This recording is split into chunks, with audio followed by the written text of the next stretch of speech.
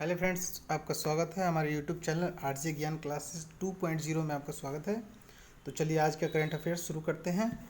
आज आपको मिलेंगे 10 करंट अफेयर्स। 10 करंट अफेयर्स के साथ आपको 5 भूले विषय करंट अफेयर्स नाम से हमने बनाया है, जो कि आपको पिछले दिनों का करंट अफेयर्स रहेगा, जो आपकी छूट गए हैं करंट अफेयर्स, जो परीक्षा के व्यू से बहुत ही इंपॉर्टेंट है, हमने उनको डाला है। आज 17 सितंबर है। आज 17 सितंबर का करंट अफेयर्स में आपका स्वागत है। विश्वकर्मा पूजा की आपकी बहुत बहुत बधाई आप लोगों को। आज विश्वकर्मा पूजा भी है। तो चलिए 17 सितंबर का करंट अफेयर शुरू करते हैं। 17 सितंबर आज करंट अफेयर बहुत ही इंपॉर्टेंट होने वाला है। बहुत ही आपको मजा आएगा पढ़ने में, और बहुत ही परीक्षा के व्यू से हमने छांट छांट कर उसको काट काट के लगाया है, ताकि आपको एकदम टाइम का बिल्कुल बर्बाद नहीं होगा, बिल्कुल सही से यूज होगा। आप देखिए, पहला प्रश्न है, भारत के किस राज्य ने स्मार्ट राशन कार्ड योजना की शुरुआत की है? किस राज्य ने smart ration card? Smart ration card मतलब जो मोदी जी लाल किला से बोल रहे थे कि वन नेशन वन राशन, उसी को बेस बना के इन्होंने स्मार्ट राशन कार्ड योजना की शुरुआत की है। किसने की है? तो आपका ऑप्शन है पंजाब, उत्तर प्रदेश, उड़ीसा, बिहार। तो इसका आंसर हो जाएगा पंजाब। पंजाब ने जो है स्मार्ट राशन कार्ड योजना की शुरुआत की है, और वो इसलिए की है, अब स्मार्ट कार्ड राशन योजना जो है उससे फ़ायदा बहुत, जो भी पंजाब के लोग हैं उनको फ़ायदा होगा। कहीं से भी वो राशन जाकर ला सकते हैं, कहीं से भी वो उसका यूज कर सकते हैं। तो इतना आपको ध्यान रखना है। साथ ही पंजाब के बारे में आपको याद रखना है कि जो पंजाब है उसकी राजधानी चंडीगढ़ है। पंजाब का जो सबसे बड़ा शहर है वो लुधियाना है। याद रखिएगा, सबसे बड़ा शहर लुधियाना है। इसमें ज़िला इंपॉर्टेंट हो जाता है। ज़िला 22 है पंजाब में। वहाँ के जो मुख्यमंत्री हैं कैप्टन अमरिंदर सिंह हैं, जो कि कांग्रेस पार्टी के हैं, कैप्टन अमरिंदर सिंह। उसके बाद वीपी सिंह बदनौर वहाँ के गवर्नर हैं। गवर्नर वीपी सिंह बदनौर हैं, वीपी सिंह बदनौर। उसके बाद जो है लोकसभा सीटों की संख्या 13 है, राज्यसभा सीटों की संख्या 7 है, विधानसभा सदस्यों की संख्या 117 है। इतना आपको याद रखना है। और क्षेत्रफल के क्रम में जो पंजाब है उसका स्थान 16वां है। क्षेत्रफल के क्रम में 16वां स्थान है। और जनसंख्या के क्रम में जो है, क्षेत्रफल के क्रम में 19वां है, क्षेत्रफल के क्रम में 19वां है, जनसंख्या के क्रम में 16वां है। याद रखिएगा, तो इतना आपको ध्यान रखना है। और वहाँ के जो नृत्य है, नृत्य भांगड़ा, आपको परीक्षा में बार बार आते हैं कि भांगड़ा कहाँ का नृत्य है, तो आपको पंजाब का है। और गिद्धा, गिद्धा नृत्य भी पंजाब का है। याद रखिएगा, इतना आपको ध्यान रखना है। आगे बढ़ते हैं क्वेश्चन नंबर 2। क्वेश्चन नंबर 2 है कि हाल ही में पेटीएम फर्स्ट गेम्स में ब्रांड एम्बेसडर कौन बने हैं? पेटीएम फर्स्ट गेम्स, पेटीएम का जो फर्स्ट गेम्स है उसका ब्रांड एम्बेसडर किसको बनाया गया है? तो आपका ऑप्शन है विजय शेखर शर्मा, बी है आपको सचिन तेंदुलकर, सी सौरभ गांगुली, डी विराट कोहली। इसका आंसर जो है, इसका आंसर सचिन तेंदुलकर हो जाएगा। सचिन तेंदुलकर जो है बहुत ही नामी हस्ती हैं, भारत रत्न भी उनको मिल चुका है, तो इसलिए ये इम्पोर्टेंट हो जाता है। तो आपको याद रखना है कि पेटीएम फर्स्ट गेम्स के ब्रांड एम्बेसडर सचिन तेंदुलकर को बनाया गया है। अब सचिन तेंदुलकर के बारे में थोड़ा जान ले। सचिन तेंदुलकर को जो भारत रत्न है वो किस साल मिला है? 2013 के लिए इनको भारत रत्न का अवार्ड मिला। उसमें प्रधानमंत्री मनमोहन सिंह थे, याद रखिएगा। तो उनको भारत रत्न पाने वाले सबसे कम उम्र के खिलाड़ी भी, सबसे पहले खिलाड़ी हैं जिन्होंने भारत रत्न प्राप्त किया है। पहला खिलाड़ी, भारत के पहले खिलाड़ी जिनको भारत रत्न मिला है। दूसरा है कि सबसे कम उम्र के युवक, सबसे कम उम्र के जो है युवक हैं उनको भारत रत्न मिला है, सचिन तेंदुलकर को। और तीसरा याद रखिएगा कि 2013 में इनको भारत रत्न दिया गया है। 2013 का भारत रत्न दिया गया है। तो सचिन तेंदुलकर के बारे में आप जान गए। उसके बाद इनको आईसीसी का हॉल ऑफ फेम होता है, आईसीसी का हॉल ऑफ फेम में भी इनको छठे खिलाड़ी के रूप में शामिल किया गया। अब तक 6 भारतीय खिलाड़ियों को आईसीसी के हॉल ऑफ फेम में शामिल किया है, इसमें सचिन तेंदुलकर भी हैं। तो इस तरह से आपको याद रखना है। अब पेटीएम के बारे में थोड़ा देख लेते हैं। पेटीएम जो है, पेटीएम बैंक, उसकी स्थापना 2010 में हुई। पेटीएम 2010 में पेटीएम बैंक की स्थापना हुई। इसके जो संस्थापक हैं विजय शेखर शर्मा, ये जो हैं इसके संस्थापक, इन्होंने ही पेटीएम की स्थापना की थी 2010 में। इसका हेडक्वार्टर जो है पेटीएम का, ये आपको परीक्षा में पूछ सकता है, नोएडा है। नोएडा कहाँ है? उत्तर प्रदेश। उत्तर प्रदेश के नोएडा में इसका जो मुख्यालय है, हेडक्वार्टर है। इतना आपको याद रखना है। और ये क्वेश्चन नंबर 3 देखते हैं। क्वेश्चन नंबर 3 है, ये हाल ही में प्राचीन संस्कृति का अध्ययन करने के लिए, प्राचीन संस्कृति का अध्ययन करने के लिए संस्कृति मंत्रालय ने कितने सदस्यीय समिति के गठन को के प्रस्ताव को मंजूरी दी है? तो संस्कृति मंत्रालय जो है उसके मंत्री जो हैं प्रहलाद सिंह पटेल, प्रहलाद सिंह पटेल, प्रहलाद सिंह पटेल जो है संस्कृति मंत्रालय के जो संस्कृति मंत्री हैं भारत सरकार में, उन्होंने ही एक कमेटी बनाई है। वो कितनी सदस्य बनाई ये पूछ रहा है, तो आपके ऑप्शन 15 है, 26 है, 16 है, 8 है। तो इसका आंसर हो जाएगा सी 8, 16, सॉरी सी 16 जो है इसका आंसर हो जाएगा। 16 सदस्यीय कमेटी का गठन किया है प्रहलाद सिंह पटेल के नेतृत्व में, मंत्रिमंडल के नेतृत्व वाले जो संस्कृति मंत्रालय है उन्होंने 16 सदस्यीय समिति का गठन किया है। ये क्या करेगा? प्राचीन जो संस्कृति है उस पर अध्ययन करेगा। तो आपको उस आगे बढ़ते हैं क्वेश्चन नंबर 3, क्वेश्चन नंबर 3 हो गया। क्वेश्चन नंबर 4 बढ़ते हैं, क्वेश्चन नंबर 4 की तरफ। 4 कहता है कि हाल ही में ओजोन परत संरक्षण दिवस कब मनाया गया है? ओजोन परत जो है, ओजोन आपको याद है, ओजोन O3, तो ओजोन परत का जो संरक्षण दिवस है वो कब मनाया गया है? संरक्षण दिवस मतलब कि लोगों को जागरूक करने के लिए कि ओजोन से कितने हमें फ़ायदे हैं, ओजोन का क्षरण से कितने हमको लॉस है, इस तरह का। तो उन्होंने कब मनाया गया? 15 सितंबर, 16 सितंबर, 10 सितंबर, 14 सितंबर। तो याद रखिएगा इसका 16 सितंबर को ओजोन संरक्षण दिवस मनाया गया। क्यों मनाया गया? इसलिए मनाया गया ताकि लोग उस पर जागरूक हो सकें। आपको जो है क्लोरोफ्लोरोकार्बन जो है, जो हम प्रशीतक जो फ्रिज चलाते हैं, फ्रिज AC, उसमें CFC, ये भी प्रश्न आते हैं कि कौन से जो हानिकारक उसमें गैस है जो ओजोन का क्षरण करता है। तो आपको क्लोरोफ्लोरोकार्बन CFC याद रखना है, जो कहाँ यूज होता है? प्रशीतक में, मतलब कि हमारे फ्रिज में, हमारे इस एयर कंडीशन, इन सब चीज़ों में यूज होता है, जो कि ओजोन के क्षरण का महत्वपूर्ण कारण है। तो इतना आपको याद रखना है। और साथ ही आपको याद रखना है जो 14 सितंबर है हिंदी दिवस के रूप में मनाया गया था। याद है 14 सितंबर हिंदी दिवस के रूप में मनाया गया था। जो 14 सितंबर ही हिंदी दिवस क्यों मनाया जाता है? तो 1949 में संविधान सभा ने हिंदी को राजभाषा के रूप में बनाया था, इसलिए 14 सितंबर को हिंदी दिवस मनाया जाता है। आगे बढ़ते हैं।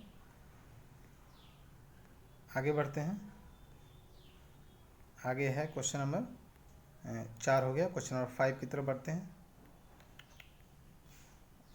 क्वेश्चन नंबर 5 देखिए, क्वेश्चन नंबर 5, कौन सा देश चीन को मात देकर संयुक्त राष्ट्र के आर्थिक एवं सामाजिक परिषद का सदस्य बन गया? चीन को मात देकर संयुक्त राष्ट्र का आर्थिक तथा सामाजिक परिषद का सदस्य, आर्थिक एवं सामाजिक परिषद का सदस्य कौन बन गया है, ये आपको बताना है। चीन को मात देकर, तो वो अपना आपके ऑप्शन है A Bharat, B Brazil, C America, D Canada. तो इसका आंसर हो जाएगा भारत। भारत ने क्या किया है? चीन को मात देकर जो है संयुक्त राष्ट्र के आर्थिक एवं सामाजिक परिषद का सदस्य बना है। तो आगे बढ़ते हैं क्वेश्चन नंबर 6। क्वेश्चन नंबर 6 है, हाल ही में एशियाई डेवलपमेंट बैंक ने किसे कंट्री डायरेक्टर बनाया है? ADB जो है ना, कंट्री डायरेक्टर किसे बनाया? अभी कुछ दिन पहले ही आपको बताया था कि कार्यकारी निदेशक के रूप में समीर खरे को नियुक्त किया गया है। जो ADB है, एशियाई डेवलपमेंट बैंक का ADB का फुल फॉर्म होता है एशियाई डेवलपमेंट बैंक।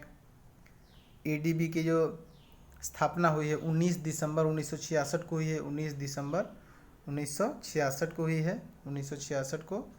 है। 19 दिसंबर 1966 की इसकी स्थापना हुई है। इसका हेडक्वार्टर जो है मनीला में है, मनीला फिलीपींस में है। फिलीपींस में इसका हेडक्वार्टर है, याद रखिएगा।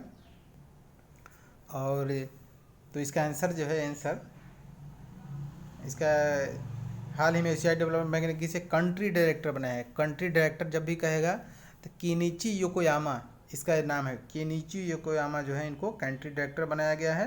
केनिची योकोयामा इनका कंट्री डायरेक्टर बनाया गया है। और जो टेकोको निशी जो है, टेकोको निशी से पहले वही थे, टेकोको निशी का स्थान इन्होंने लिया है। और समीर कुमार खरे हैं जो क्या है, कार्यकारी निदेशक हैं। अशोक लवासा इसके उपाध्यक्ष हैं। इतना आपको एशियाई डेवलपमेंट बैंक के बारे में रखना है, इसकी स्थापना भी बता दी आपको। तो आगे बढ़ते हैं क्वेश्चन नंबर 7 की तरफ बढ़ते हैं। क्वेश्चन नंबर 7 की तरफ। क्वेश्चन नंबर 7 क्या है, हाल ही में यूरो मनी द्वारा 2020 के लाइफ टाइम अचीवमेंट अवार्ड से किसे सम्मानित किया गया? यूरो मनी जो रहा है 2020 के लाइफ टाइम अचीवमेंट टाइप का कोई भी अवार्ड रहे तो बहुत ही इंपॉर्टेंट हो जाता है। तो लाइफ टाइम अचीवमेंट अवार्ड जो 2020 का है वो किसके द्वारा दिया गया है, तो आपको याद रखना है यूरो मनी के द्वारा दिया गया है। ये भी आपसे पूछ सकता है 2020 का लाइफ टाइम अचीवमेंट अवार्ड किसको मिला है, तो आपके ऑप्शन है आदित्य पुरी, अशोक लवासा, राजेश खुल्लर, कोटक महिंद्रा। तो याद है आपको, इसका आंसर हो जाएगा आदित्य पुरी। आदित्य पुरी क्या है, पहले HDFC बैंक में काम करते थे, HDFC के प्रबंधक निदेशक थे और उनको अभी नहीं है। अब उनको आदित्य पुरी को लाइफ टाइम अचीवमेंट अवार्ड से नवाजा गया है और ये अवार्ड उसी को दिया जाता है जो कि बैंक या बैंकर्स से रिलेटेड, या तो वो बैंकर है या वो बैंक को, किसी बैंक को ये अवार्ड मिलता है या बैंकर को अवार्ड मिलता है। अशोक लवासा के मामले में मैंने आपको अभी बताया है कि वो ADB के उपाध्यक्ष हैं। राजेश खुल्लर के बारे में थोड़ा जान लीजिए, जो कि पिछले वीडियो में हमने आपको बताया था राजेश खुल्लर के बारे में। आपको याद कीजिए, पिछले वीडियो राजेश खुल्लर के बारे में बताए थे। राजेश खुल्लर जो है 1988 बैच का IAS ऑफिसर हैं, 1988 बैच का IAS ऑफिसर हैं। और जो है ये जो वर्ल्ड बैंक में इनको कार्यकारी निदेशक के रूप में नियुक्त किया गया है, इसको राजेश खुल्लर को। कल के वीडियो में हमने बताया था। और जो वर्ल्ड बैंक के जो अध्यक्ष हैं डेविड मालपास हैं और वो 13वें अध्यक्ष हैं वर्ल्ड बैंक के, ये भी मैंने कल ही आपको बताया था। और अंशुला कांत उनको CFO यानी चीफ फाइनेंशियल ऑफिसर के रूप में नियुक्त किया गया है वर्ल्ड बैंक में। और डेली बिजनेस रिपोर्ट जो है, डूइंग बिजनेस रिपोर्ट जो है वर्ल्ड बैंक जारी करती है, ये भी आपको कल हमने बता दिया था। वर्ल्ड बैंक की स्थापना जो है 1944 में हुई थी। इसका कार्य संचालन जो है काम करना 1945 में इसने शुरू किया था। और जो राजेश खुल्लर को 3 साल के लिए नियुक्त किया गया। इतना वीडियो हमने कल ही बता दिया था, लेकिन आपको एक रिवीजन हो गया। तो मेरा उद्देश्य है आपको सिर्फ पढ़ाना नहीं बल्कि आपको कुछ रिवीजन भी कराना, याद भी कराना। क्वेश्चन नंबर 8 देखते हैं। क्वेश्चन नंबर 8 क्या कहता है। क्वेश्चन नंबर 8 बोल रहा है कि हाल ही में 2020 में सबसे ज़्यादा कमाई करने वाले फुटबॉलर कौन बने हैं। 2020 में जो है सबसे ज़्यादा कमाई करने वाले जो फुटबॉलर हैं, सबसे ज़्यादा कमाई करने वाले जो फुटबॉलर हैं 2020 में, ये आपको बताना है। आपके ऑप्शन है लियोनेल मेसी, क्रिस्टियानो रोनाल्डो और नेमार जूनियर, कोई नहीं। तो इसका आंसर हो जाएगा लियोनेल मेसी ने है 2020 में सबसे ज़्यादा कमाई की है। खूब रुपया छापा है इन्होंने और 924 करोड़ रुपया छाप लिया है। इसको छापना ही कहेंगे, अगर एक आदमी बैठेगा भी छापने के लिए तो इतना पैसा नहीं अकेला छाप सकता है जितना इन्होंने कमा लिया है। तो लियोनेल मेसी जो है प्रथम पायदान पर अभी है पैसा कमाने में फुटबॉलर के रूप में। और 2 नंबर पर जो है क्रिस्टियानो रोनाल्डो है, इन्होंने 858 करोड़ रुपया छाप लिया है। 3 नंबर पर जो है नेमार जूनियर है, इन्होंने भी 704 करोड़ रुपया छाप लिया है। खूब रुपया छपाई हो रहा है। और जो है ये लियोनेल मेसी जो है सबसे ज़्यादा कमाई करने वाले बने हैं। तो आगे बढ़ते हैं। क्वेश्चन नंबर 9 देखते हैं। 9, हाल ही में ग्रेट लर्निंग के ब्रांड एम्बेसडर कौन बने हैं। ग्रेट लर्निंग के ब्रांड एम्बेसडर जब भी पूछा आपको, तो ग्रेट लर्निंग के ब्रांड, ये क्या एक लर्निंग है, एक लर्निंग प्लेटफॉर्म है। लर्निंग पढ़ने वालों के लिए एक लर्निंग प्लेटफॉर्म है। जैसे आप हमारे चैनल को पढ़ रहे हैं उसी तरह वो भी एक लर्निंग प्लेटफॉर्म है। तो इसका ब्रांड एम्बेसडर जो है विराट कोहली, रोहित शर्मा, शिखर धवन या ऋषभ पंत, किसको बनाया गया है। तो आपको याद रखना है कि इसका जो ब्रांड एम्बेसडर है विराट कोहली को बनाया गया है। और विराट कोहली और भी बहुत सारे कंपनियों के ब्रांड एम्बेसडर हैं। जैसे देखिए अमेरिकन टूरिस्टर का जो बैग आप खरीदिएगा उसका जो ब्रांड एम्बेसडर है वो विराट कोहली हैं। पंजाब नेशनल बैंक के जो ब्रांड एम्बेसडर है PNB का, वो भी विराट कोहली हैं। गूगल डुओ जो लाइव कैमरा जो होता है गूगल डुओ, उसका भी जो वीडियो कॉलिंग का जो है गूगल डुओ, उसका भी ब्रांड एम्बेसडर विराट कोहली हैं। इतना आपको ध्यान रखना है। उसके बाद इनको राजीव गांधी खेल रत्न पुरस्कार से भी सम्मानित किया गया है 2018 में। राजीव गांधी खेल रत्न पुरस्कार इनको 2018 में मिला है। और उनके साथ साथ जो मीराबाई चानू, इनको भी इन्हीं के साथ राजीव गांधी खेल रत्न पुरस्कार मिला है। खेल के जगत का सबसे प्रतिष्ठित पुरस्कार है। और ये जो है मेजर ध्यानचंद के जन्म दिवस पर दिया जाता है। ये आपको ध्यान रखना है। आगे बढ़ते हैं। हाल ही में केंद्रीय मंत्रिमंडल ने कितने प्रतिशत का वेतन कटौती लोकसभा सदस्यों के लिए मंजूरी की है? मतलब कि अब लोकसभा के सदस्यों का वेतन काट दिया जाएगा। क्यों? कोरोना की वजह से, कोविड-19 की वजह से जो है इनका वेतन कटने का जो प्रस्ताव है केंद्रीय मंत्रिमंडल ने मंजूर की है। तो कितने परसेंट कटेगा ये आपको पूछ रहा है। तो 25%, 30%, 35%, 40%। तो आपका आंसर हो जाएगा 30%। 30% जो है 30% इनका सैलरी काट लिया जाएगा। तो आप इसमें और लोकसभा के बारे में, लोकसभा की संरचना जो है, लोकसभा की संरचना अनुच्छेद 81 में है, राज्यसभा की संरचना अनुच्छेद 80 में है। इतना आपको ध्यान रखना है। और लोकसभा राज्यसभा की बात चलिए तो थोड़ा और आपको डीप तक ले जाते हैं। राज्यसभा में जो अधिकतम सदस्यों की संख्या आपको पूछ सकता है परीक्षा में, तो अधिकतम सदस्यों की संख्या 250 है, याद रखिएगा। लेकिन वर्तमान में सिर्फ 245 का ही चुनाव होता है, 245 का ही चुनाव होता है, जो कि 233 जो है 233 इस राज्यों और केंद्र शासित प्रदेशों से चुन के आते हैं 233। और 12 सदस्य जो है राष्ट्रपति को पावर है, 12 सदस्यों का निर्वाचन करने के लिए कला, साहित्य, विज्ञान, समाज सेवा एवं सहकारिता के क्षेत्र से, कला, साहित्य, विज्ञान, समाज सेवा एवं सहकारिता के क्षेत्र से, कला, साहित्य, विज्ञान, समाज सेवा एवं सहकारिता के क्षेत्र से 12 सदस्य जो है राज्यसभा में राष्ट्रपति को चुनने का अधिकार है।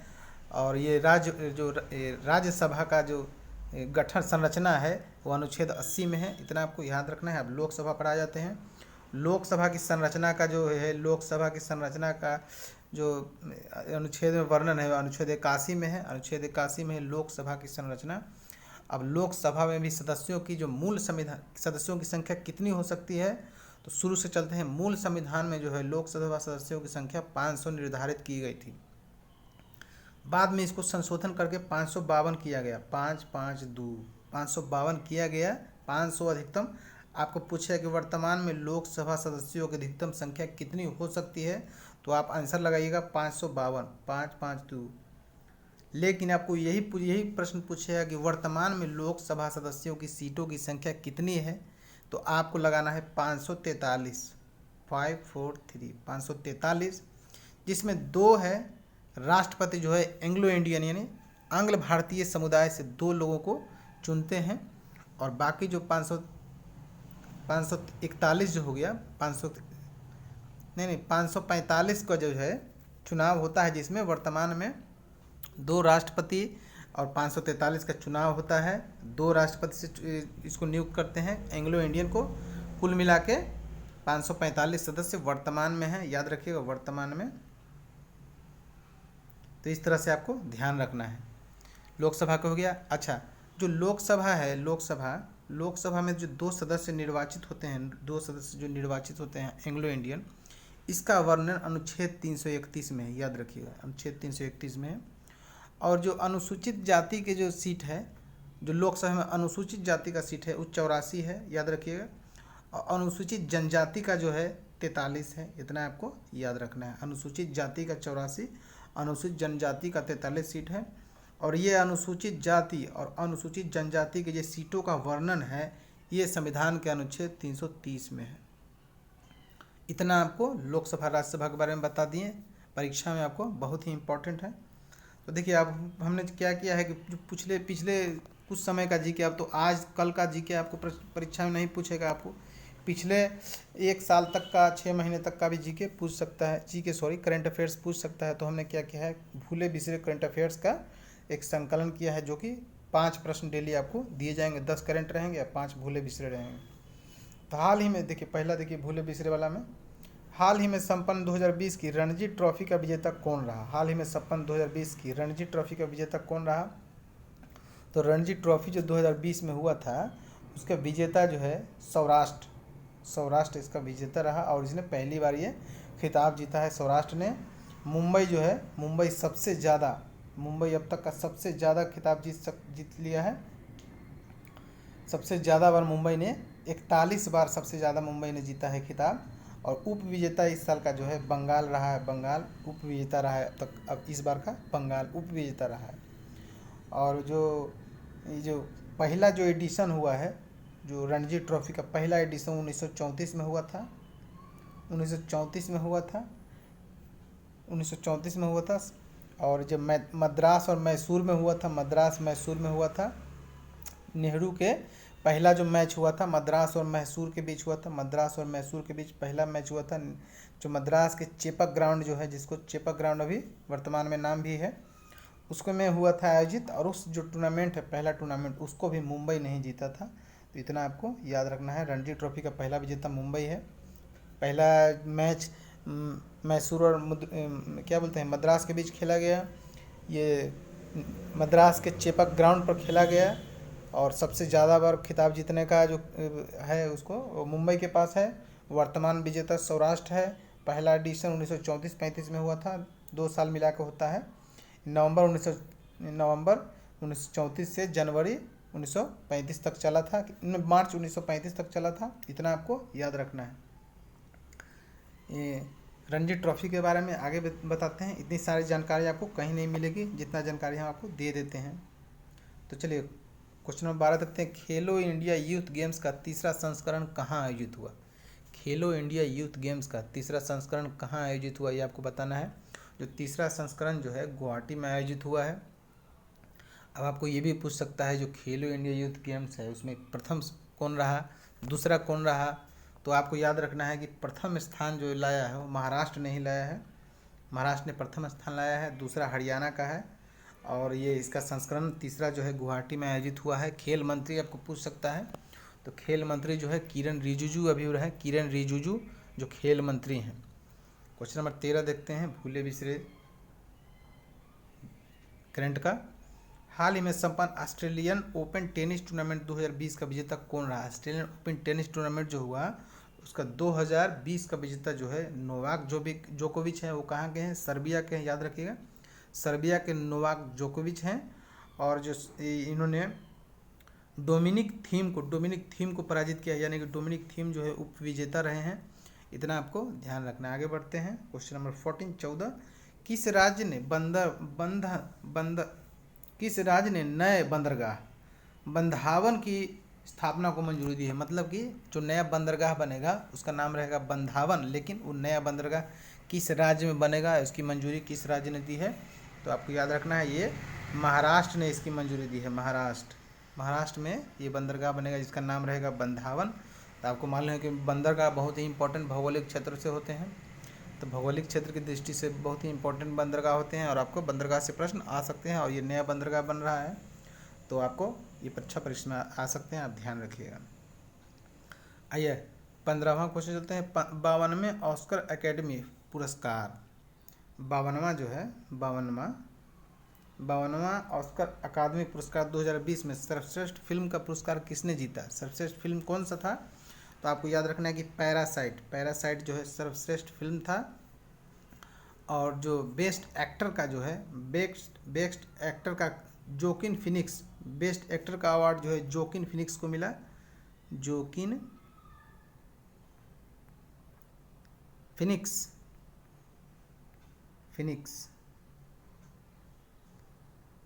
फिनिक्स को बेस्ट एक्टिंग का अवार्ड मिला। किस फिल्म के लिए इनको मिला? ये जोकर फिल्म के लिए मिला। ये जोकर फिल्म है ना, इस फिल्म के लिए इनको बेस्ट एक्टिंग का अवार्ड मिला। और जो सर्वश्रेष्ठ फिल्म है वो पैरासाइट है, याद रखिएगा इतना। तो चलिए आज का वीडियो यहीं समाप्त करते हैं। अगर चैनल आपको वीडियो अच्छा लगा तो वीडियो को लाइक कीजिए, चैनल को सब्सक्राइब कीजिए और वीडियो को पूरा देखिए। पूरा ज्ञान का पिटारा है, बहुत मेहनत करके इसको वीडियो को बनाया जाता है। तो ठीक है, जय हिंद।